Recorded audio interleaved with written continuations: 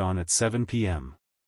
The reason behind the unusual kickoff time explained Manchester United will look to return to winning ways in the Premier League when they visit Craven Cottage to take on Fulham this Sunday.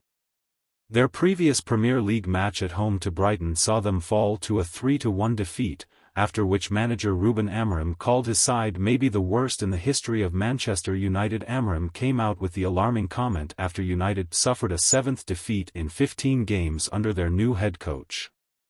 The 39-year-old also damaged a TV in the dressing room during a post-match rant at Old Trafford.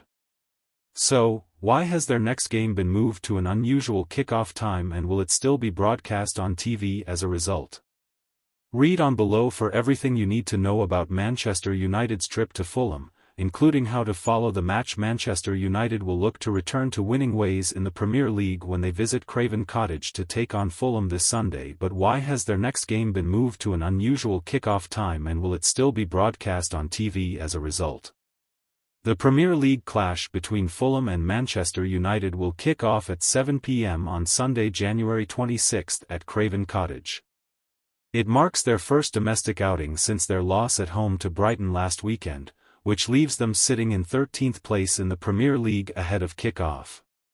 While United fans will be used to seeing their team kick off at 2 p.m. or 4:30 p.m. on a Sunday, their upcoming trip to southwest London will be played at 7 p.m. on Sunday evening. The match was originally scheduled to kick off on the same day, but at the earlier time of 12:30 p.m., as it was selected by TNT Sports to be shown live by the provider.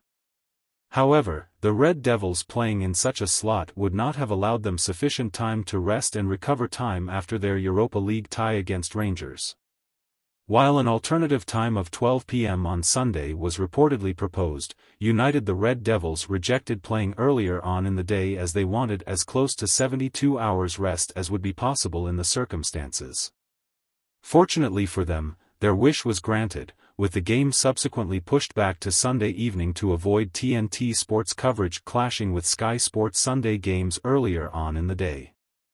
Man United and Chelsea are considering sensational swap deal involving Alejandro Garnacho and Christopher Nkunku. Man United and Chelsea are considering a sensational swap deal involving Alejandro Garnacho and Christopher Nkunku, according to a report. Both players have not been at their best for their respective clubs this season, and have been earmarked with moves away. Mail Sport reported on Thursday that Chelsea are set to make a formal offer for Garnacho and have a clear run at signing him, with Napoli switching their attention to Borussia Dortmund winger Karim Adeyemi. Chelsea made their opening inquiries last week, with United looking for €65 million for the 20-year-old. Napoli have made offers varying from €45 million to €50 million, but have now opened parallel negotiations with Adeyemi and will likely only sign one wide player this month. Meanwhile, Mail Sport also revealed that Nkunku has grown frustrated at his lack of game time with the Blues and that he could be offloaded to Bayern Munich. Man United and Chelsea could reportedly swap Alejandro Garnacho and Christopher Nkunku. Nkunku has grown frustrated at his limited playing time under new Blues boss Enzo Maresca. Garnacho is reportedly open to move away from Manchester United in the transfer window. No final decision on a swap deal between Garnacho and Nkunku has been made by either United or Chelsea, but it is an idea that has been discussed, according to Florian Plettenberg. Garnacho's agents Carlos Cambero and Quique de Lucas were at Chelsea's game with Wolves on Monday and are open to their client making the move to London. After United snatched a late winner against Rangers in the Europa League on Thursday, Ruben Amorim remained coy on the topic of Garnacho's future. "I don't know what will happen," he said. "Let's focus on the team and the players that we have here. We don't know what can happen until the window closes. Anything can happen." He added, "I'm focused on the games and he's here, he's a player for Manchester United. He was really important for us today and let's see in the next days."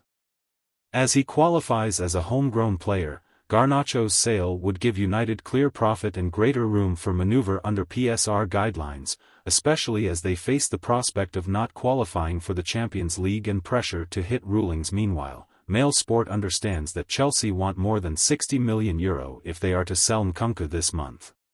Ruben Amorim refused to reveal any details surrounding the 20-year-old's future at the club. Chelsea want around €60 for Nkunku and United are demanding roughly €65 million for Garnacho. The similarity in Garnacho's and Nkunku's respective valuations make a swap deal look like an even more intriguing approach. Between them, both players have logged a combined 5 goals in the Premier League this season, 3 for Garnacho and 2 for Nkunku. Garnacho has started 11 out of United's 22 games this season, just over 50%, while Nkunku has made just 3 starts for Chelsea. A switch-up in environments may just be what both players need in order to rediscover their best form. Ineos insert clause into Antony loan, Manchester United to land extra fee in case of undisputed promise U-turn. Antony will play the second half of the 2024-25 season in La Liga with Real Betis. Manchester United have permitted Antony to join Real Betis for the second half of the season, with a loan deal set to be finalized. Antony's agents met with the Betis hierarchy this week, after Fabrizio Romano had reported a verbal agreement was in place between all parties. Real Betis goalkeeper Adrian even discussed Antony's move, with the Brazilian looking forward to increased playing time. Signing Antony on loan is a coup for Real Betis. He arrives as a player who Manchester United once saw fit to spend €80 million on, and has represented Brazil at the World Cup.